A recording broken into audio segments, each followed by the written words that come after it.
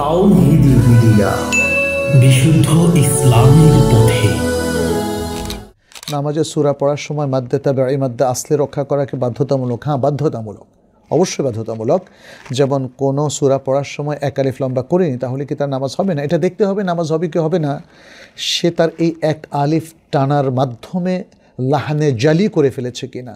হ্যাঁ, যেমন লা আ'বুদু মা তা'বুদুন, তাই না?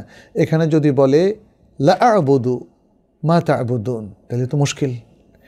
এর অর্থ হচ্ছে তোমরা যার ইবাদত করো আমি তার ইবাদত করি না। আর আপনি যদি লা আ'বুদু বলেন, তাহলে তোমরা যার ইবাদত করো আমি অবশ্যই তার ইবাদত করি। মানে এটা তো ভয়ঙ্কর লাহনে জলি, এবং লাহনে জলি হলে তার সালাত কমপ্লিটলি বাতিল হয়ে যাবে। শুধু তা না, এই জালি করার কারণে তার গুনাহ হবে, পাপও হবে, নামাজ নষ্ট হওয়ার পাপ। যদি তাহলে সে যদি এটাকে আদা না করে, রিপিট না করে, আবার লাহনে জালি করাটাও একটা পাপ, কারণ সে কোরআনের অর্থ বিগড়ে দিয়েছে। অতএব আমাদেরকে এই নিয়মগুলো কঠোরভাবে বুঝে নিয়ে এগুলোকে ইমপ্লিমেন্ট করতে হবে।